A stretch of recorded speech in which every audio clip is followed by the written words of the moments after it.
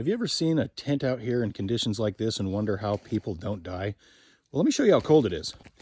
When I got up here, there was just a skiff of snow and this creek was running like crazy. It is frozen now. It's 17 outside. Last night, it got down to about 15. The night before, it never got above 26. You're probably thinking, that guy has got to be dead, right? Let me show you the inside of my tent. All right, let's take you in this bad boy and I'm going to show you around inside. And then when we come out, I'm going to show you what that thing is. That thing is amazing. Now, first of all, I want to tell you I'm not sponsored by any of these companies. Nobody's giving me free products. But I'm going to tell you the names this time because last time I didn't tell anybody the names and everybody wanted to know what I was using. So I'm going to let you know. Inside the vestibule, it's almost impossible to keep this thing dry when there's snow and mud outside. So this is what it looks like. And I like to keep the inside somewhat clean, so I have my slippers here. All right, welcome to the Taj Mahal. This is a 12 by 12. I've got a wood stove, a huge cot that'll hold 600 pounds. And I got this cute little table for like 30 bucks from Temu or however you say it. And yes, I have a coffee pot in here. Here you can see it's 17 outside and 65 inside. I got my speaker. And these things are awesome. This is a Goal Zero 500 Yeti. I power the Starlink, pretty much everything with this. And this little one I have just for an extra one. This thing's pretty cheap. But I've got that one hooked up to the lights, and it actually makes it pretty bright in here.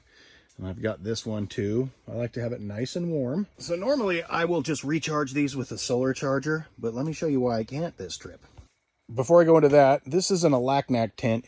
Cabela's used to sell them, and I think they quit making them, but they're supposed to be again next year. I got this from a killer deal. Made friends with a guy. He'll probably see this video, but it comes with a floor liner so you don't ruin the tent. And then there's another one of these underneath the tent so you don't ruin the bottom. So you don't ruin, oh, my voice cracked. You hear that? I'm becoming a man. Let me go show you why the solar power thing's not going to work. That's south.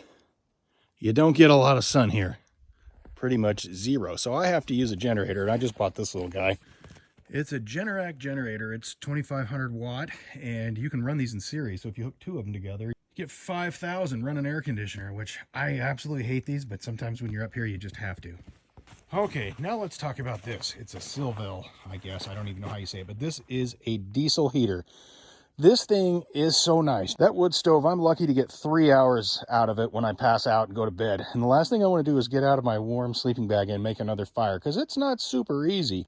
Especially up here, everything's wet. So I hit a button on a remote, it fires this thing up, and this pumps in warm air, which has a heat exchanger, so there's no fumes. Everything comes out here, and it'll keep it. Last night it was 17. I woke up and it was 39 in the tent. So that's a 20 degrees difference, which is huge.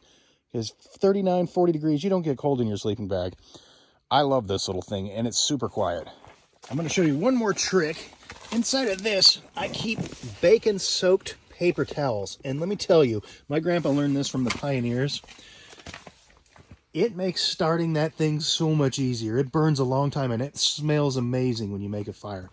So hopefully you've learned a couple cool hacks and how we live out here like this. But I've been out here for almost 2 weeks.